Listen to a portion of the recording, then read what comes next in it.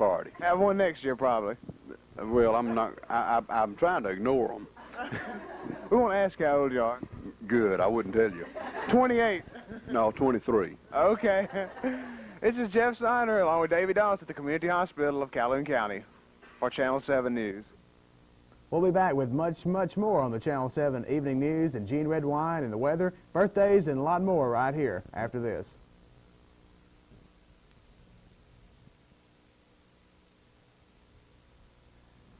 Robert Cobbin will be in deep trouble if listeners don't laugh when his new radio station goes on the air next month. WJOK will broadcast humor and hardly anything else. The 24-hour-a-day station in suburban Gaithersburg, Maryland, will be the first in America to make comedy routines its main fare. Cobbin says he has enough humor on cassettes to broadcast for 18 months without repeating a joke. WJOK will carry news too, but with emphasis on the brighter side, like when a Cub Scout boy helps an old lady cross the street. Cobbin says he had the idea for All Humor Radio in 1964 and has been collecting recorded humor ever since, mostly by dipping down into the libraries of other radio stations. A 1,800-foot tall television tower toppled to the ground on top of workers as they were lifting the antenna onto its pinnacle Tuesday, hurling 5 men, including a Mississippian, to their deaths. 3 others on the ground were injured. The men who were killed had been working on the antenna as it's being lifted atop the tower. This comes from Lieutenant Roger Boyd of the Fort Bend Sheriff's Department in the suburb of southwest of Houston. Other local news on Channel 7 tonight, the 1982 Mr. and Miss Candy Cane beauty pageant will be Sunday, December the 12th at 2 p.m. at the American Legion Building in Calhoun City. There will be a $10 entry fee for all the 9 age groups. If you'd like more information on the 1982 Mr. and Miss Candy Cane pageant, contact Bunny Tunnel at 983-7237, or you can contact Pam Beckett at 983-2233. We'll be back with Gene and look at the sports and a lot more right after this.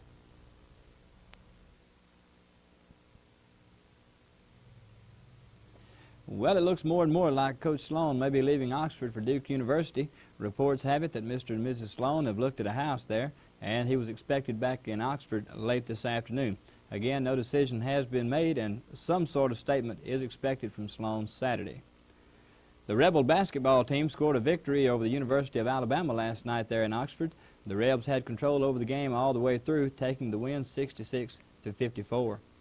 South Pontotoc split 2 in high school action with West Clay last night, 76-45 in the girls' game, and the South Pontotoc girls took the win, led by Sheila Russell with 24 points. The West Clay boys closed the night with a win over South Pontotoc's boys 58-50. South Pontotoc scoring was led by Wesley Walls with 29 points. The New Albany tournament got underway last night. It will continue tonight at 5, opened by the Tupelo and Pontotoc girls, seconded by the Pontotoc and Myrtle boys, and at 7 o'clock, Potts Camp plays the Bruce Trojanettes, and in the nightcap, the Tupelo and Bruce boys play. Last night, the New Albany boys and girls and the Ripley girls and Union boys won their games in the first night of the tournament. Vardaman fell twice to North Pontotoc at Vardaman last night. The North Pontotoc girls won 56-39, and their boys team won 66-42. Cheryl Brooks led for North Pontotoc's girls with 18 points. Hope Mitchell had 16 for Vardaman. In the boys' game, Tim Wilder got 18 for North Pontotoc, while Shane Langford scored 10 for Vardaman. In more action last night, Hulka and Pontotoc split 2 with the Hulka girls winning 47-42. Leading scoring for Hulka was Lois Smith and Cindy Craig. They each scored 14 points. In the boys' game action, the score reversed. The boys lost to Pontotoc as they won 59-51. Willard Dandridge had 16 for Pontotoc, and Robert Woodard led Hulka with 24 points. We'll be back with a look at more sports after these words.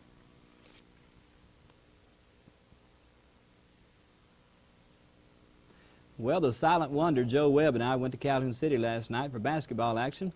We taped it to be played back later tonight on Channel 7. Here's a look at some of what we saw. Opening game for the high school action, the girls played. The Woodland girls led at the half, where we picked it up 30-17, and finally took the win 51-33. Michelle Coffey got 7 of the Lady Cats points to lead their scoring. From the far end of the court. In the nightcap, the Calhoun City boys took the lead and led at the half 21-22. After the second period, they began to stretch their lead. Coming out of the game, the winner, 51-60 over the Yellow Jackets. Coach Johnson's Yellow Jackets were impressive on the court, but just no match for the Wildcats. Anthony Campbell scored 25 points for Calhoun City. After the game, I talked to Coach Johnson of Woodland. He said he was pleased with his team's outside shooting, but thinks he needs a better man with a lot of height to play the inside game. The Yellow Jackets are a small team but fast, and their record proves it. The Woodland girls have a 5-9 record, and the boys have a 9-5. In opening action last night, we saw the junior high boys defeated by Woodland, followed by a loss by the junior high girls. They lost their game 24-10, and after the game, we talked to the girls' coach, Mickey Hutchinson. Junior high ball game earlier this afternoon, but we have with us now Coach Mickey Hutchinson with the junior high girls team. Is that right? That's right. You want to tell us a little bit about what went on to catch us up? Well, we really more or less a scrimmage game. It was a 7th grade game we just played before the high school game. Woodland had a real good little ball club 7th grade. Fact is, their 7th grade's about as good as their junior high. And, you know, we stayed with them best we could. Maybe by the end of the year, we'll be able to come out on top of it. Well, good. You think Calhoun City's got some good talent coming up? Yeah, they're looking better. We're going to play a whole lot of games this year in junior high. And maybe as many as like 35. And 7th, 8th, and 9th, you know, combination of 7th grade and 7th and 8th grade, and then 9th grade too. We've played 13 ball games already. We've won 8 of them and lost 5. So they're looking better. We got a lot of girls out, and things are looking better, I think. That sounds real good, a good record. All right, girls, right quick, y'all tell me what you think about Coach Hutchinson. We think it's good, and we're going to show him that we can do it, and we're going to show him that we win, and we're going to show him that we appreciate him. All righty. We thank y'all. It's good talking to you. It's Gene Redwine, Channel 7 News. And I'll remind you, you can see both the Calhoun City and Vardaman games played back here on Channel 7 tonight. We'll be back with more news after this.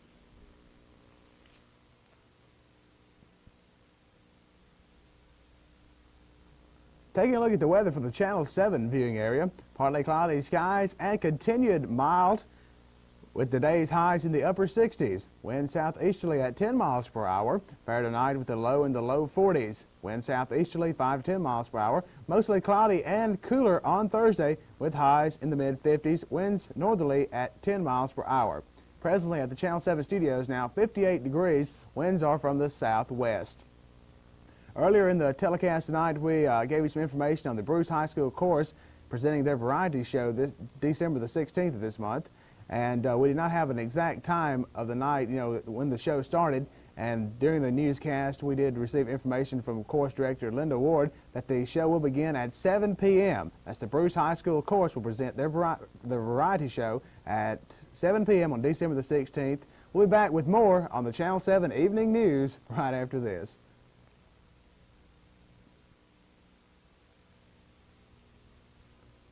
The Bruce Lions Club auction will be held Saturday morning at 10:30, preceding the Christmas parade, which will be at 2 p.m.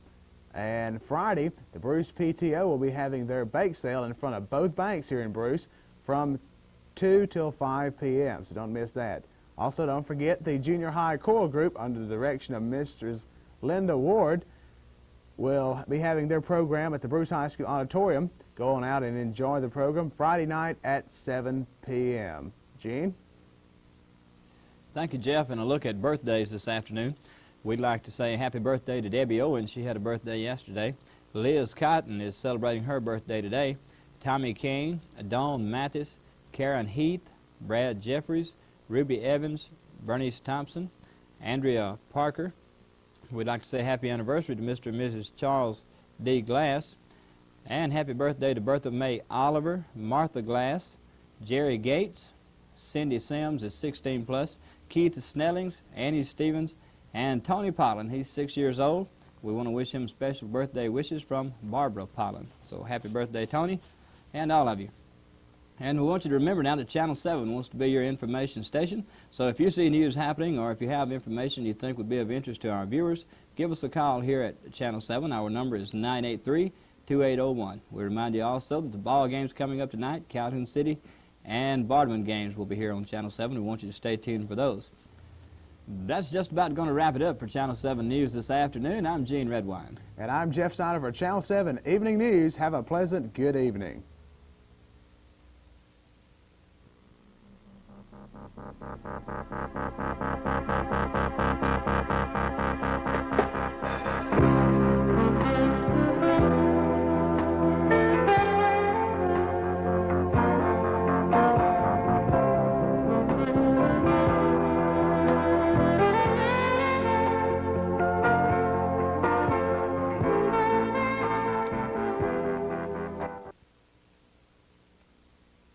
Welcome to the Channel 7 Evening News. Taking a look at tonight's headlines, Texaco Oil Company still drilling in Calhoun County. The Junior High Beta Club, that is the Bruce Junior High Beta Club, performs for the Calhoun County Nursing Home residents. And we'll take a look at some local school improvements and the weather and much, much more with Gene. We'll take a look at the Tri-County basketball tournament action as well as New Albany's tournament. Marty Robbins dies. We'll have a story on that and much more after this.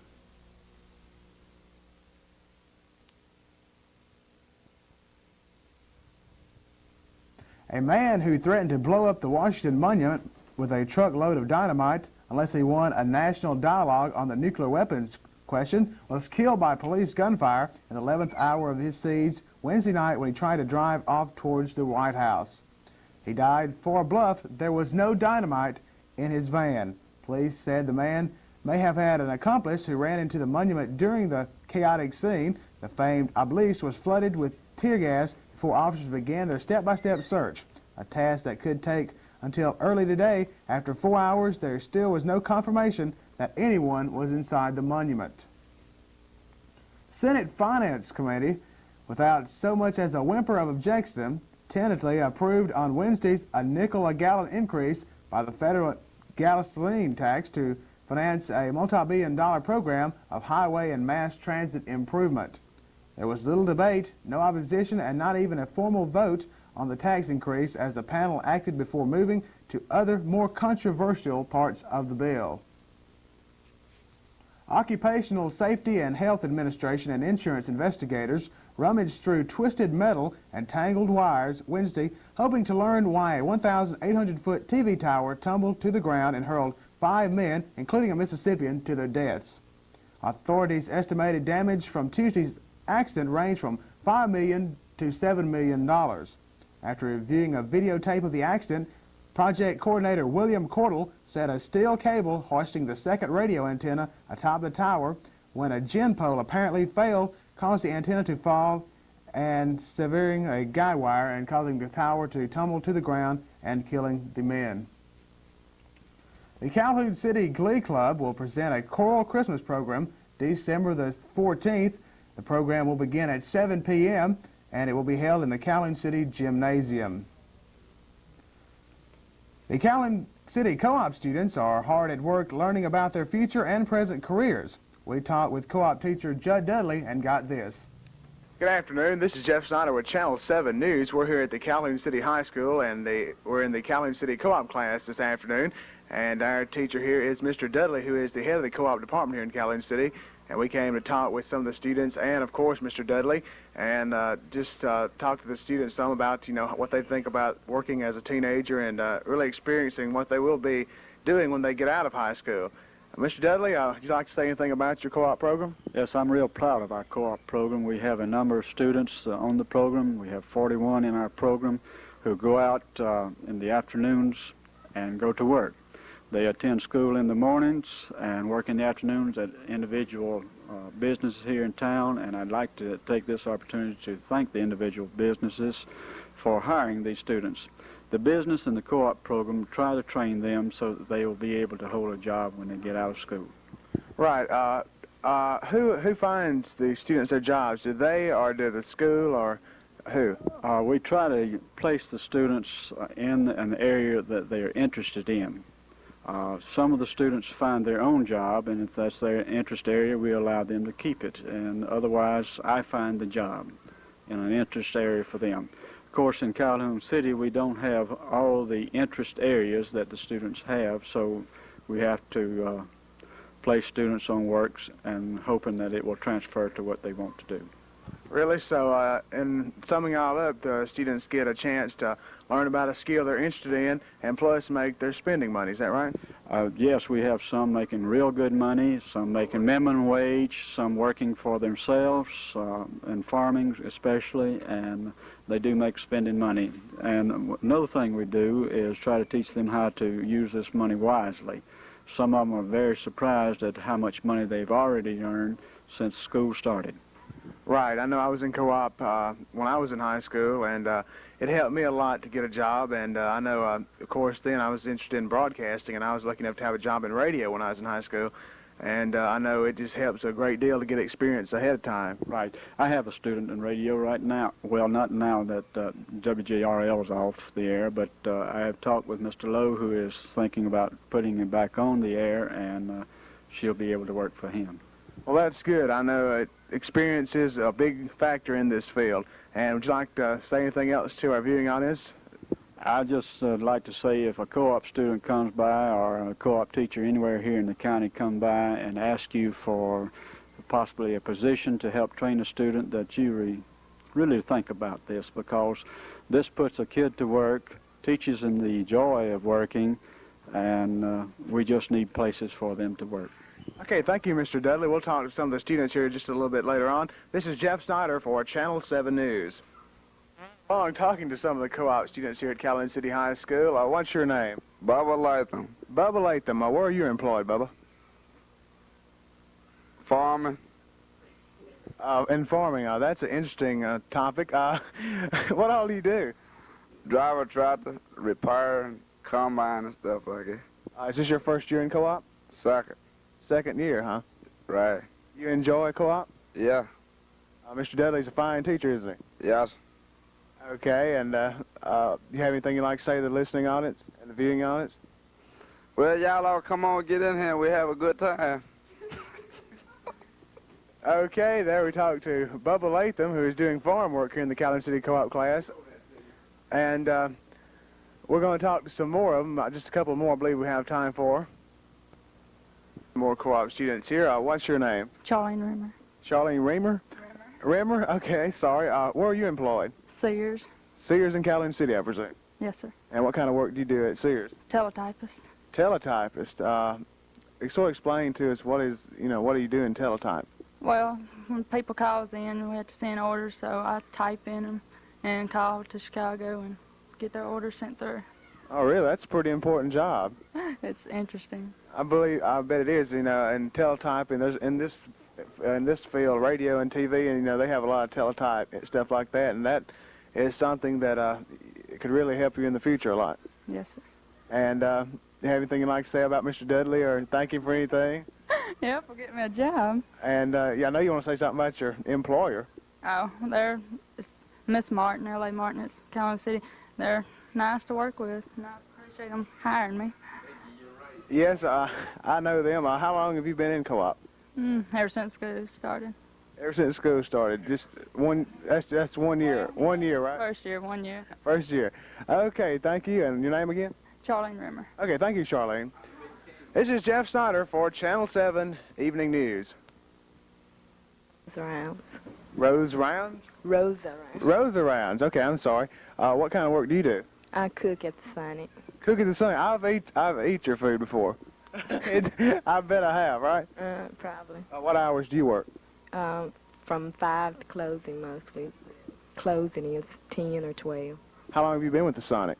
I don't know. I started this summer, but it's very interesting. Yeah, is John Ship's a good guy to work for, isn't he? Yes.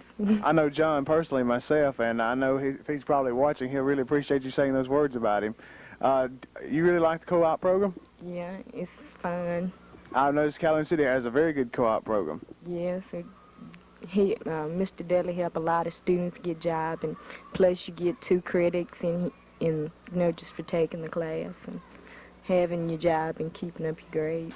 And something I failed to mention in co-op, just aside by learning about different jobs and stuff, I've noticed that y'all do have first aid classes and stuff like that too. Yeah. And that helps a lot too. Yeah. Well, thank you. The legendary Marty Robbins died Wednesday night in St. Thomas Hospital in Nashville, Tennessee, of a cardiac arrest. He was the singer of such hits as El Paso, Don't Worry About Me, and many more. Robbins was best known for his cowboy songs and his great sense of humor, although his life wasn't always a happy one. He was born in the deserts of Arizona, and his parents were divorced when he was 12 years old. And to kind of sum up his life, Robbins wrote the song, You Gave Me a Mountain. In October, Robbins was voted Male Vocalist of the Year by the Country Music Association. Robbins' talent and humor will be deeply missed in the country music world. That's Marty Robbins, dead in Nashville at 57. We'll be back with more after this.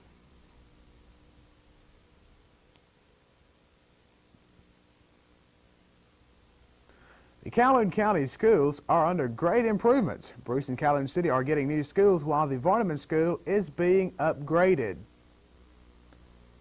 The Calhoun City School has been in service since 1923. Davey Dallas and I went to the Calhoun City School today and got these film clippings.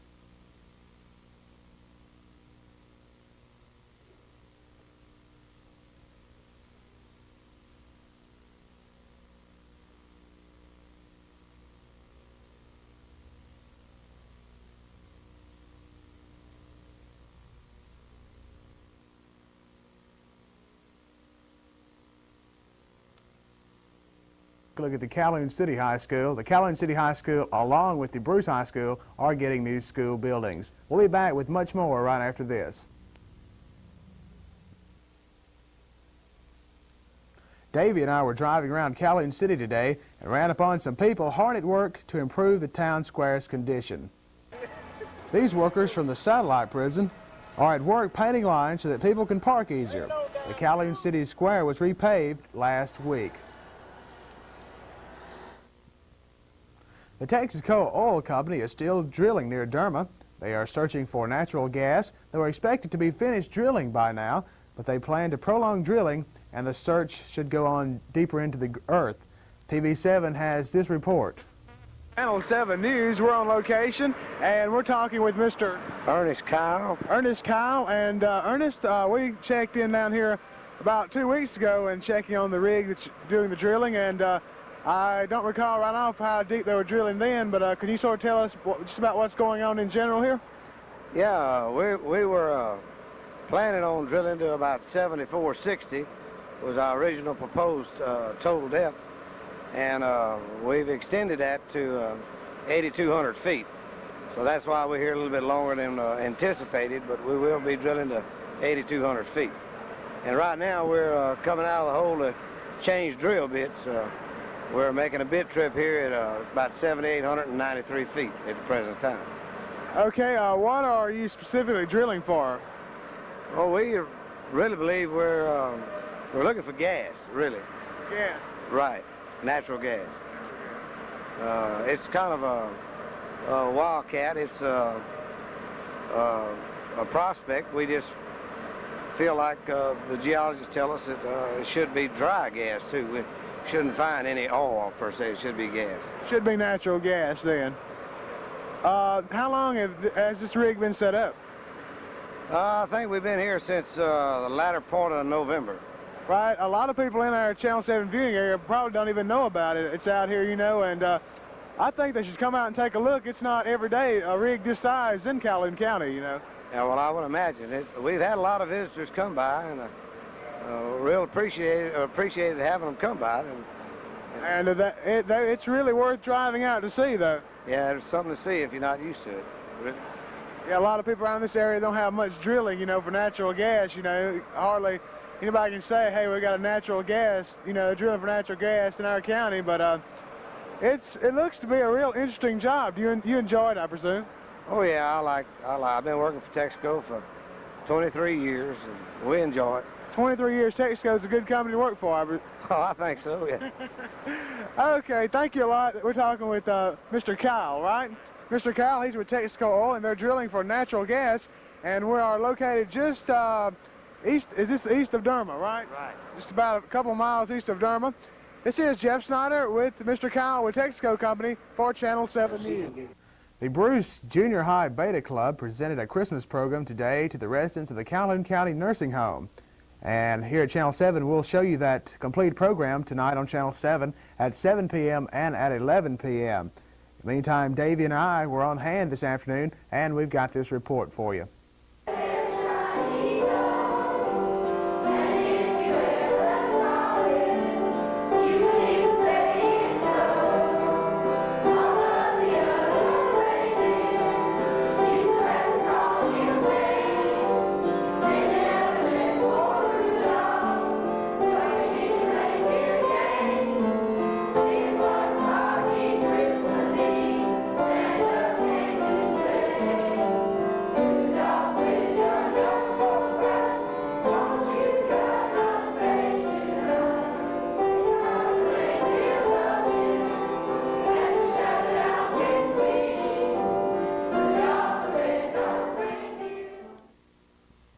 We'll be back on the Channel 7 Evening News with Gene and a look at the sports, the weather, and birthdays and more right after this.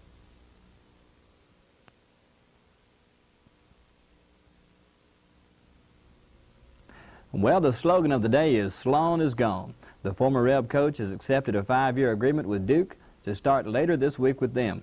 It was a very emotional event when Sloan talked to the press yesterday evening, having to leave once to regain his composure. Now it looks like Ole Miss will have to do a little extra Christmas shopping. The apparent top choices for the position are Bobby Collins of SMU and Billy Brewer of Louisiana Tech. In high school action last night, it was a bad night for the local teams in the Tri-County tournament. Both Oxford teams took wins over Vardaman and Calhoun City. Oxford's Chargers defeated Vardaman 75-40, and the Lady Chargers took the win over the Lady Wildcats 56-19. Leading scorers for Vardaman in the city were Anthony Hendricks and Shane Langford for Vardaman and Gwen Sprayberry for Calhoun City. The Vardaman Lady Rams also lost in a close game, 39-38, with Jean Inman leading for Vardaman and Estella Ray for Coffeyville. Tomorrow night, the Calhoun City boys play Water Valley in the Tri-County tournament, and the boys' record now is 5-3. They're second seeded in the Tri-County, and the girls' record is 1-8. Meanwhile, at New Albany, Potts Camp defeated the Trojanettes of Bruce 50-41. The game was 24-all at the half. The leading scorer for Bruce with 24 points was Willa Daniel. The Trojan boys also had some rough sailing against Tupelo's boys, losing 73-55. Curtis Stevens led for Bruce with 17 points, and both Pontotoc teams came up winners in both their boys and girls games. And we remind you that you can see those games later this evening on Channel 7. We'll be back with a look at the weather after this.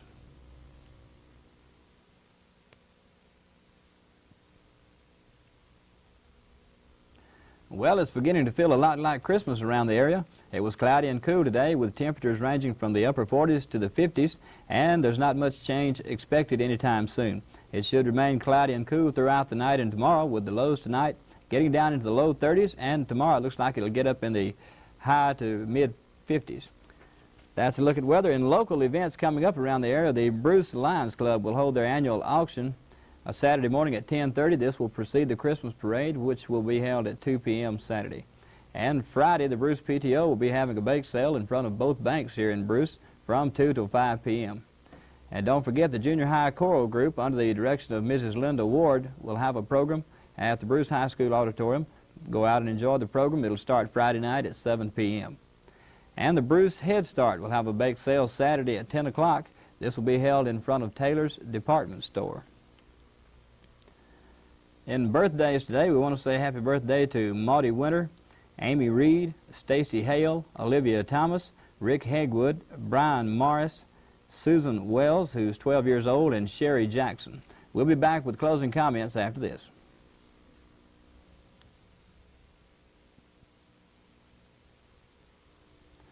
Well, we want you to stay tuned to Channel 7 tonight for some mighty fine programming. At 7 o'clock, we'll have the Bruce Junior High Beta Club singing held today at the nursing home that Jeff reported on earlier.